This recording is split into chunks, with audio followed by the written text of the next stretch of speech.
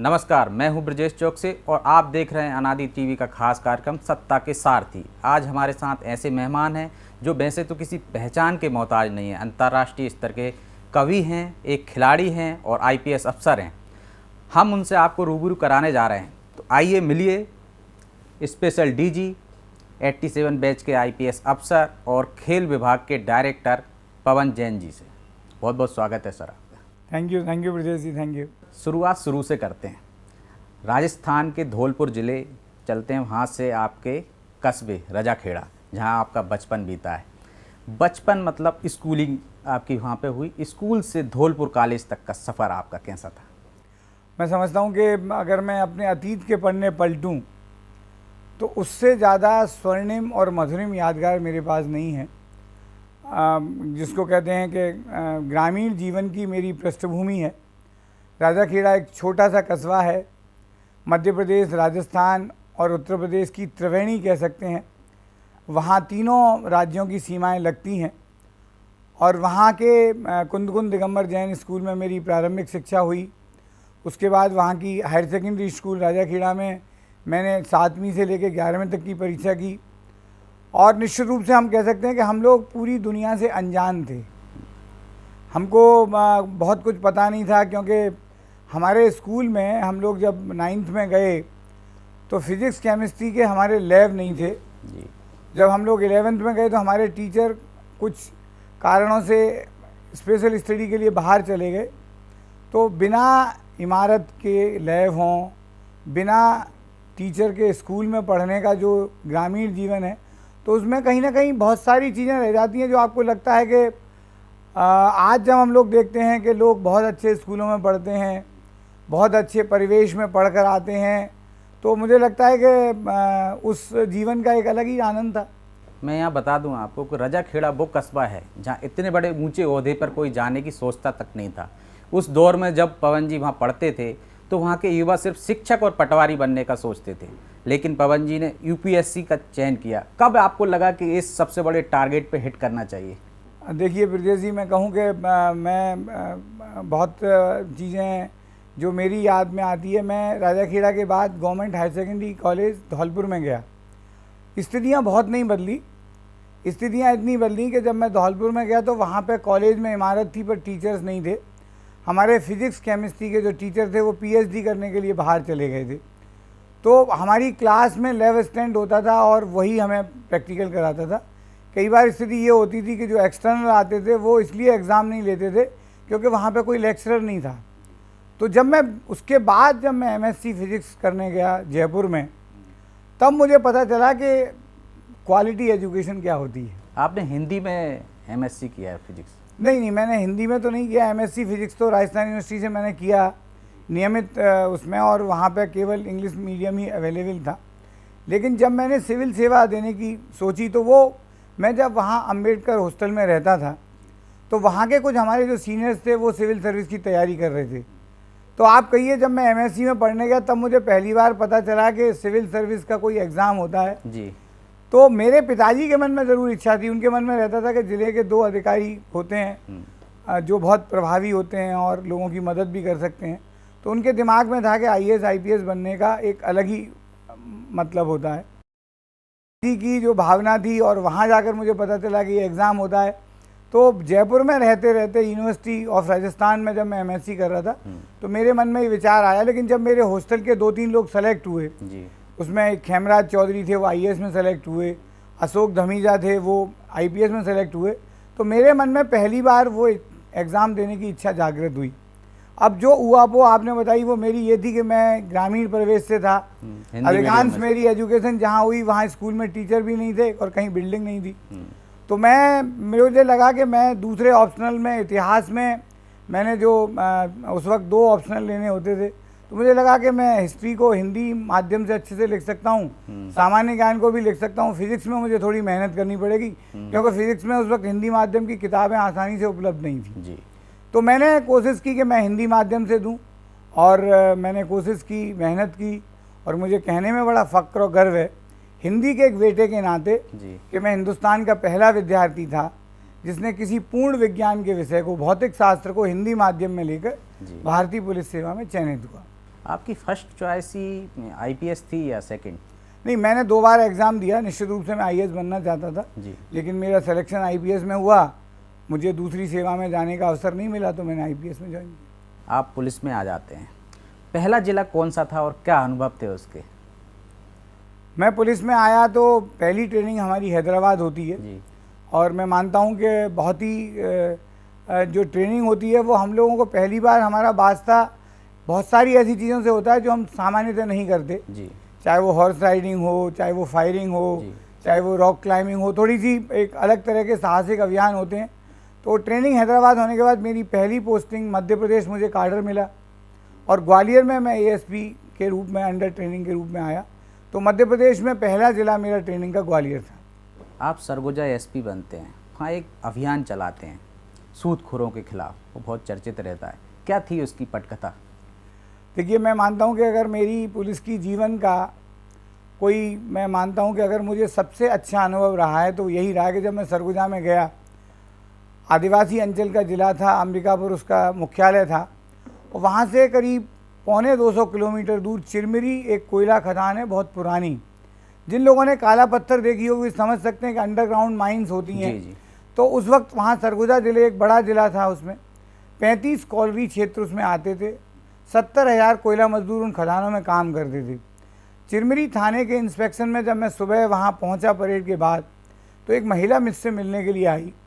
टूटी फूटी छत्तीसगढ़ी में उसने जो बताया, जो टीआई के माध्यम से उसने कहा कि इसका पति घर नहीं आता है और साहूकार के डर से भाग जाता है। तो मैंने उस महिला से पूछा कि भाई ऐसी क्या बात है? तो उसने बताया कि उसके पति ने 12 साल पहले 5,000 रुपये का कर्जा लिया था और 5,000 रुपये के बदले वो तब तक 2.5 लाख, मतलब 2.5 लाख रुपये दे चुका था ब्याज में और 60,000 रुपये अभी भी वो साहूकार मांगता है। तो उसका पति घर से भाग जाता है जी। तो मुझे एकदम से पहले एहसास ही नहीं हुआ। मुंशी प्रेमचंद के उपन्यासों में, कहानियों में हमने पढ़ा तो था कि किसान का बेटा कर्ज में जन्म लेता है और कर्ज में ही मर जाता है, पर ऐसी बात सुनने में नहीं आई थी और यहाँ तो देखने वाली बात थी। तो जब मैंने वहाँ के एसईसीएल के प्रबंधन से बात की, बैंक के अधिकारियों से बात की, पत्रकारों से बात की, तो ये नई चीज़ समझ में आई कि वहाँ पे मज़दूर अपनी व्यक्तिगत कारणों से, कभी बेटी की शादी, कभी बीमारी, कभी घर जाने के लिए सस्ती तरीके से कर्ज लेते हैं साहूकारों से और साहूकार उनकी पासबुक गिरवी रख लेते हैं और वो फिर उनका ब्याज उस तरह का नहीं होता है। 5,000 रुपये के मूल पर 500 रुपये से लेके 1,000 रुपये महीने का ब्याज होता है और वो उनके पासबुक लेके उनके विड्रॉल फॉर्म पर दस्तखत करा लेते हैं जी। उसके बाद उस मज़दूर को अपने वेतन के बारे में आइडिया नहीं होता। साहूकार उसकी पूरी एंट्री करता है और हर महीने उसके विड्रॉल फॉर्म के दस्तखत से वो पेमेंट प्राप्त करता है। तो आप समझ सकते हैं 5,000 के बदले प्रति साल वो 5,000, 10,000 रुपये ब्याज में वसूलते हैं जी। और ये कभी उनका मूल ख़त्म ही नहीं हो पाता, इस तरह की ब्याज उनकी रहती थी। तो हमने फिर एक अभियान चलाया, जागरूकता अभियान चलाया सभी कॉलोनीज़ में कि आपने अगर किसी से उधार लिया है, कोई आपको प्रताड़ित कर रहा है, तो हमें पता चला कि 20,000 मज़दूर हैं जो साहूकारों के जाल में फंसे हुए हैं। उनके करोड़ों की कमाई साहूकारों की तिजोरियों में कैद है। जी। तो हमने केस दर्ज करना शुरू किए, साहूकारों पे कार्रवाई की, 175 हमने कर्जा अधिनियम। इसके अलावा हमने ये देखा कि जो अधिकांश आदिवासी थे, मज़दूर थे, दलित और आदिवासी थे, तो हमने देखा कि वो साहूकार है, वो सवर्ण है या बड़े वर्ग का है जी। तो हमने वहाँ पर SC/ST एक्ट की धाराएं लगाई, हमने 384 IPC एक्सटॉर्शन एक्ट की धाराएं लगाई। कहीं पर लोग सामान्य लोगों से छीन के ले गए, किसी का स्कूटर छीन के ले गए, किसी के मंगलसूत्र छीन के ले गए, तो हमने लूट की धाराएं लगाई। तो उसका परिणाम ये हुआ कि साहूकारों के खिलाफ हमने 175 केस दर्ज किए। जुडिशरी का हमें अच्छा समर्थन मिला, किसी को भी कोर्ट से बेल नहीं मिली जी। उन लोगों को हाई कोर्ट जाना पड़ा। तो वो इतना टूट गए कि हर महीने कॉलोनी में पासबुकों की बरसात होने लग गई। जी। वो साहूकार आते थे मजदूर के घर में और कहते थे कि हमारा तुम्हारा हिसाब बराबर, अब हमें कोई पैसा नहीं चाहिए और ये आपकी पासबुक वापस दो, हम हमारा और सारा अपना हिसाब फाड़ देते थे। तो आप अंदाज कर सकते हैं 20,000 मजदूर 6-8 महीने के अंदर ऋण मुक्त हो गए। उनकी 25-30 करोड़ की जो उनको ब्याज देनी थी वो उनको नहीं देनी पड़ी। उनके जो मकान गिरवी रखे थे, उनके जो सामान थे वो उनको वापस मिल गए। तो उनको लगा कि उनकी दिवाली सही अर्थों में अब आई है जब वो साहूकार के कर्जे से मुक्त हुए। महिला की पीड़ा सुनी आपने तो आपको गुस्सा आया।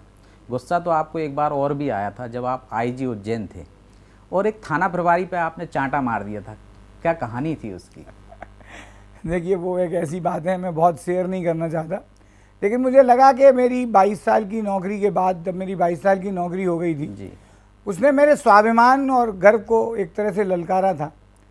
मेरा कोई थाना प्रभारी और मुझे उस तरह की पेशकश करे, निश्चित रूप से कई बार लगता है, तो मुझे लगा कि उसने अनाधिकार चेष्टा की, मुझे रिश्वत देने की कोशिश की, तो मैं थोड़ा सा आक्रामक हुआ और उसके खिलाफ विभागीय जांच भी मैंने की और उसमें उस पर कार्रवाई हुई, सेवा से बर्खास्त उसको होना पड़ा।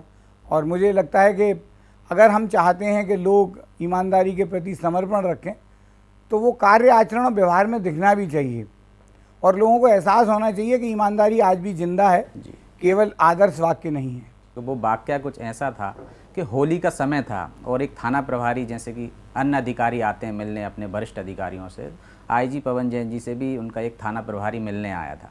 उसने सैल्यूट किया, होली की बधाइयाँ दी और एक लिफाफा उनकी तरफ बढ़ा दिया। ये लिफाफा देखकर उनको गुस्सा आया क्योंकि उसमें रिश्वत की राशि थी या पैसे थे, तो उन्होंने उसको थप्पड़ मार दिया। आपको एक बार और गुस्सा आया जब भोपाल में सिमी का इनकाउंटर हुआ, तो लोगों ने पुलिस पर आरोप लगाए, इनकाउंटर पर सवाल उठाए, तब भी आपने एक फेसबुक पे पोस्ट लिखी थी। क्यों आता है आपको बार बार ऐसा गुस्सा? मुझे कई बार गुस्सा इसलिए आता है कि लोग सच्चाई को स्वीकार करने में क्यों कतराते हैं। पुलिस हमारी आंतरिक सुरक्षा की पहली दीवार है। एक अपराधी, दुर्दांत अपराधी हमारे एक जेल प्रहरी का निर्मम कत्ल करके भाग रहा है। दिवाली की रात है, पुलिस अपनी ड्यूटी से घर नहीं लौट पाई है, तब तक ये समाचार आता है कि जेल से सिम्मी के दुर्दांत आतंकवादी, उग्रवादी एक जेल प्रहरी की निर्मम हत्या करके दीवार फांद कर भागे। हमारे पुलिस वाले उस रात्रि के पहर में, जब लोग सो रहे हैं दिवाली मनाकर, फिर से दौड़ पड़ते हैं और वहाँ कोई ऐसा चीज़ नहीं थी। एनकाउंटर में ये नहीं होता है कि आप सामने वाले को मौका दें कि वो आपको मार दे जी। और जब दुर्दांत अपराधी हों, जिन्होंने पहले भी कत्ल किए थे, पहले भी लूट डकैती हत्याएं की थी, वो एक जेल प्रहरी का गला रेत कर भागे हैं जी, उनके साथ किसी तरह की लापरवाही नहीं हो सकती। मुझे फ़ख्र है अपने उन पुलिस वालों पर जिन्होंने तत्काल उनकी घेराबंदी की और अपने अंजाम तक पहुंचाया, उन दुर्दांत आतंकवादियों को उनके अंजाम तक पहुंचाया। तो मुझे लगा कि जो लोग सवाल उठा रहे हैं जी, वो कभी खुद इस बात का एहसास करके देखें कि उग्रवादी, आतंकवादी जिन लोगों की हत्या करते हैं, कभी उनकी पीड़ा देख कर देखें। पुलिस पीड़ित के साथ खड़ी होती है। पुलिस संसद पर हमला होता है तो हमारे 9 पुलिस वाले सबसे पहले संसद की रक्षा के लिए शहादत देते हैं। जब बम्बई पर हमला होता है तो तुकाराम मामले अजमल कसाब को जिंदा जकड़ लेता है, उसकी सारी स्टैंड की गोलियां अपने सीने में। अगर अजमल कसाब जिंदा नहीं जकड़ा गया होता तो पाकिस्तान नंगा नहीं होता। अफसोस इस बात का है कि लोग बम्बई में अजमल कसाब को जानते हैं, तुकाराम ओमले को नहीं जानते। आपकी कविताओं में पुलिस की ये पीड़ा भी झलकती है। एक तो रूप है आपका पुलिस अफसर का, एक सख्त अफसर का, सख्त प्रशासक का, एक रूप है आपका कवि का। देखिए, मैंने बचपन से कवि सम्मेलनों को सुनने का मुझे बहुत शौक़ था। उस वक्त देश के जो बड़े कवि थे, आदरणीय महाकवि नीरज थे, काका हाथरसी थे, निर्भय हाथरसी थे, अग्निवेश शुक्ल थे।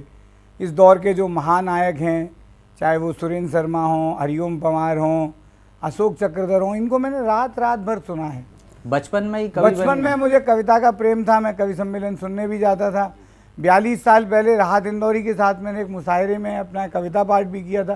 तो मंच पर जाने का मुझे धीरे धीरे करके कहिए मुझे मौका मिलता गया जी। और बाद में जब मैं नौकरी में आया तो मुझे कहीं ना कहीं अपने किसी न किसी कारण से कविता पाठ का और धीरे धीरे वरिष्ठ कवियों का सानिध्य मिला। तो मैंने जो देखा उसको मैंने कहा। और जब मैं 33 साल से जिस विभाग में हूँ, मुझे लगता है कि पुलिस की पीड़ा को लोगों के सामने रखना चाहिए। तो मैं कई बार कहता भी हूँ, लोग कहते हैं पुलिस और कविता, तब मैं इतना ही कहता हूँ कि बंद हों थाने के पट, ऐसा कभी होता नहीं। शहर सोए चैन से, बस इसलिए सोता नहीं। कर्म पथ में है मिले मुझको मगर कांटे बहुत, आदमी हूँ कैसे कह दूँ मैं कभी रोता नहीं। आपने लाल किले पर भी कविता पाठ किया। पहला कविता पाठ कहाँ किया था? पहला कविता पाठ मैंने अभी अपने अफसाना राहत लिखा था जी। जब मैं 13 साल का था। मेरे राजा खेड़ा कस्बे में एक वहाँ पे मेला लगता है, उसमें एक कवि सम्मेलन मुशायरा हुआ था, तो राहत इंदौरी जी आए थे उसमें जी। और मैंने वाल कवि के रूप में कविता पाठ किया था। तो 42 साल पहले मुझे ये कविता पाठ करने का अवसर मिला था।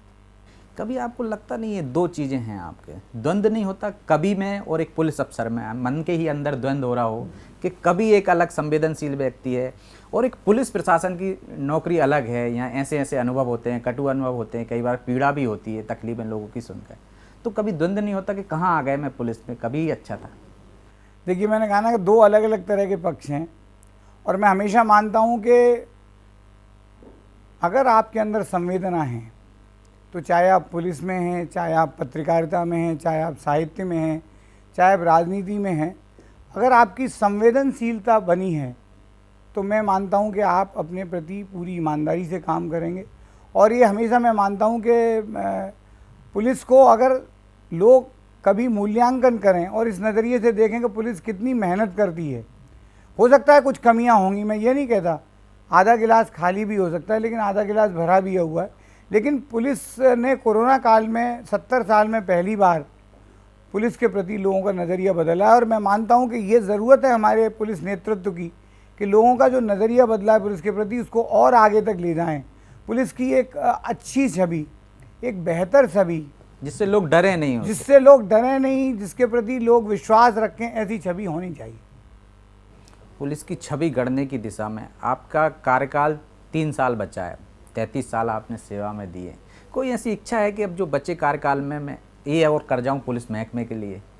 देखिए, मैंने कहा ना कि मेरे सोचने से या मैं अपना काम करता हूं, मैं कभी इस बात की अपेक्षा नहीं करता। जहां भी शासन ने मुझे पदस्थ किया, मैं बहुत से खेल विभाग में संचालक के रूप में हूं, मैं संस्कृति में भी संचालक और भारत भवन में न्यासी सचिव रहा, मैं पुलिस हाउसिंग में रहा, जहाँ भी मुझे शासन ने रखा मैंने कोशिश की। मैं पुलिस में ही रहा हूँ मूलतः, अधिकांशतः। कभी फिर पुलिस में काम करने का मौका मिलेगा तो मैं अपना श्रेष्ठतम देने का प्रयास करूँगा।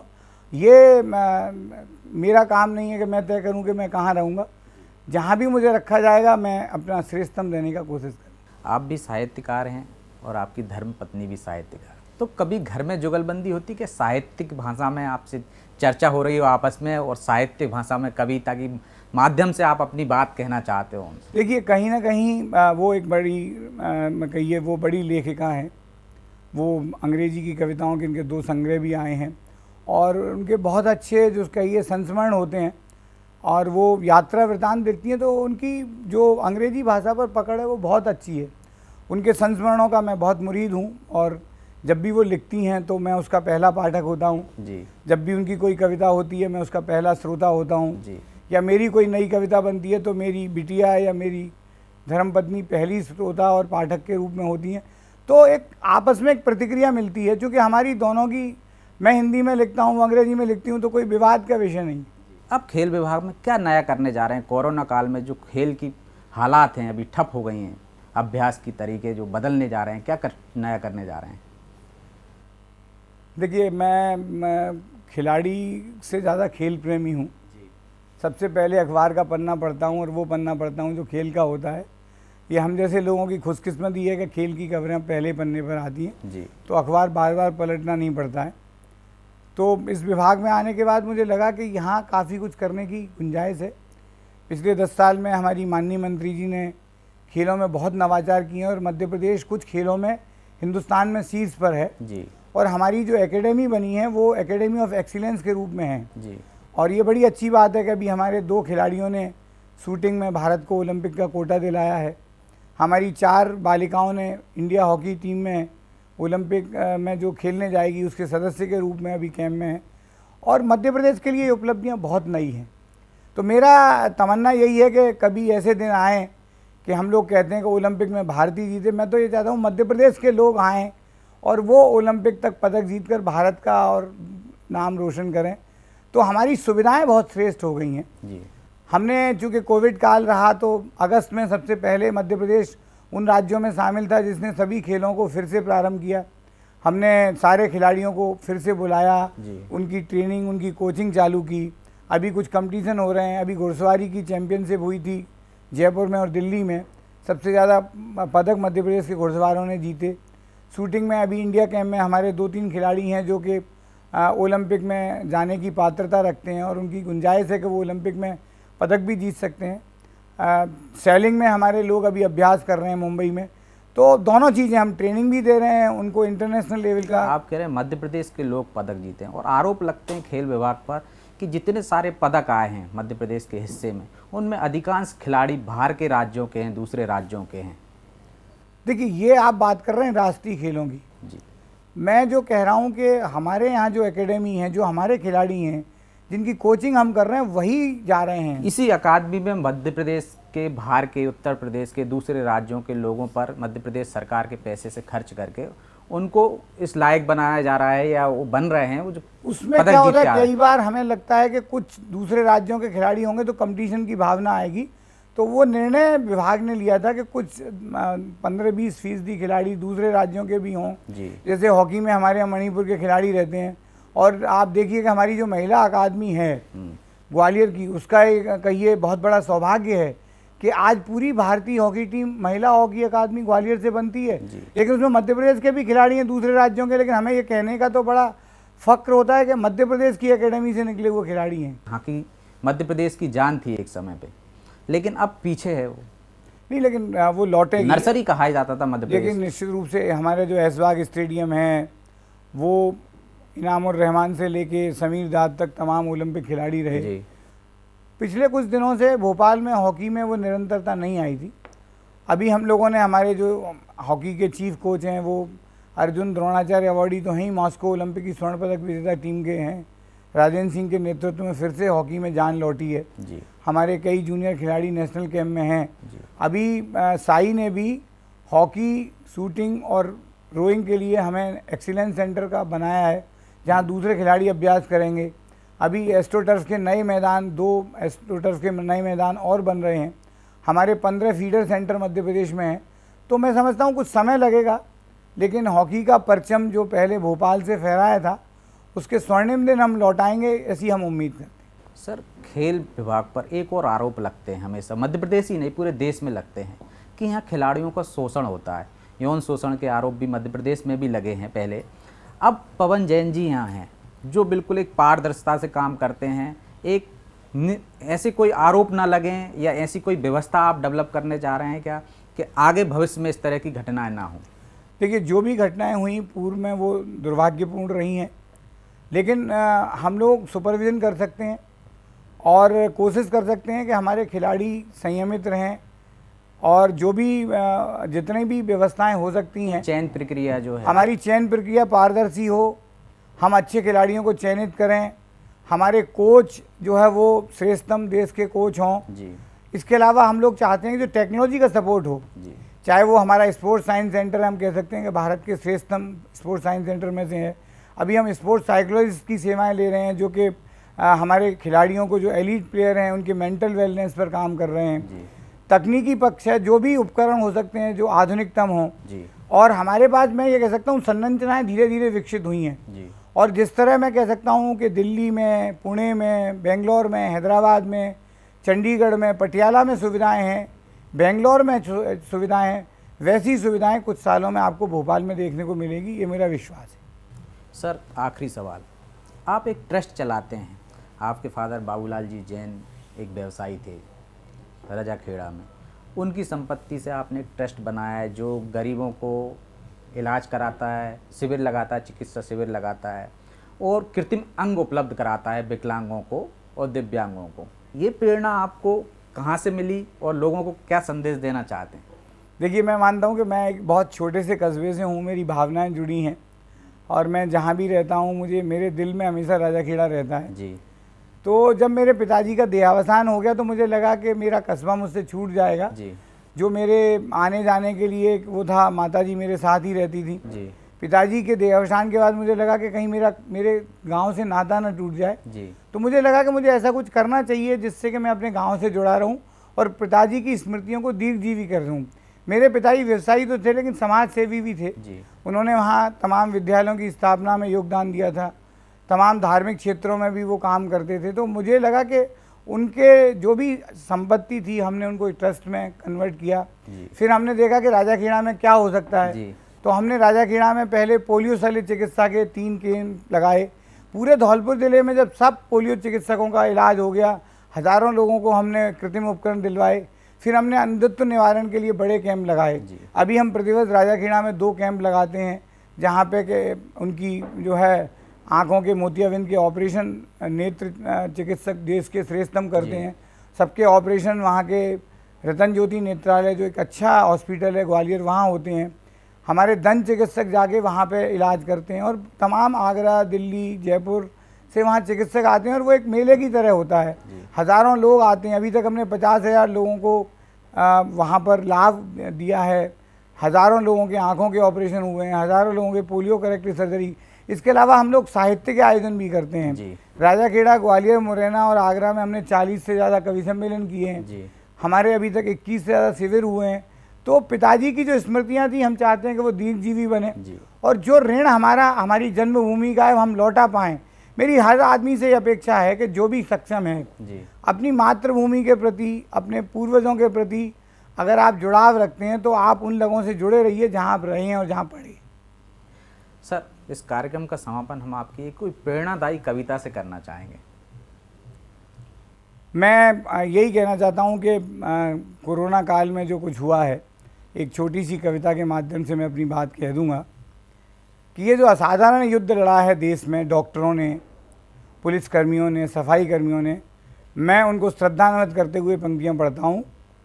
कोरोना से जीत जाओ जब जंग, पा जाओ अपने पुराने रंग और ढंग, तब मत कहना हम कर्मवीर, देवदूत या महान हैं, बस इतना कह देना कि हम भी इंसान हैं। और मैं इंसानों को प्यार करने वाले हर इंसान को नमन करते हुए पंक्तियाँ पढ़ता हूँ। क्या करेगा प्यार वह ईमान से, क्या करेगा प्यार वह भगवान से, जन्म लेकर गोद में इंसान की, कर न पाया प्यार जो इंसान से। मैं सलाम करना चाहता हूँ हर डॉक्टर को, हर पुलिस वाले को, हर सफाई कर्मी को, और उन सारे कोरोना योद्धाओं को जो दूसरों की जान की हिफाजत करते हुए शहीद हुए हैं। इन पंक्तियों के साथ नमन करता हूँ।